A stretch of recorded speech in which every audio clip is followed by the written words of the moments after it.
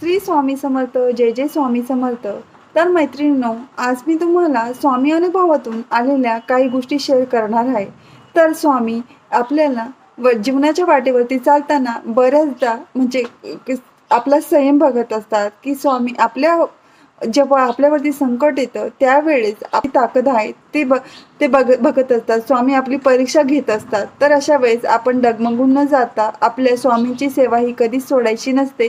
हेच आपल्याला स्वामी स्वामी सेवेतनं बऱ्याच वेळा आपल्याला आपल्या प्रारब्धामुळे आपली सेवाही खंडित होते. तर अशा वेळेस आपण कंटाळून जाऊन स्वामी सेवेत स्वामी आपली भरपूर परीक्षा बघतात. आपल्याला आपल्यामध्ये संकटांना सामोरं जाण्याची किती ताकद आहे ते बघत असतात. स्वामी आपली परीक्षा घेत असतात. तर अशा वेळेस आपण डगमगून न जाता आपल्या स्वामींची सेवा ही कधीच सोडायची नसते.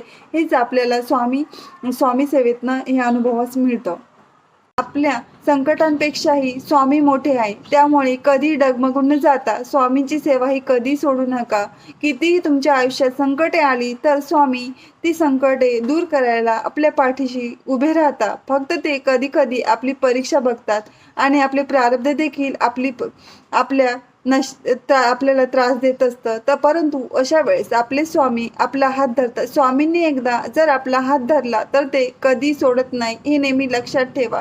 परंतु आपण मधीच आपली परीक्षा चालू असते हे आपल्या लक्षातच येत नाही आणि आपण आपल्या स्वामींना सोडून देतो. मग आपले प्रारब्ध हे आपल्याला सोडत नाही. परंतु असे न करता जर आपण आपल्या स्वामींची सेवा ही कायम चालू ठेवली तर स्वामी एक दिवस आपल्या ओंजळीत इतके देतात की त्या सुखाला परवाही राहत नाही.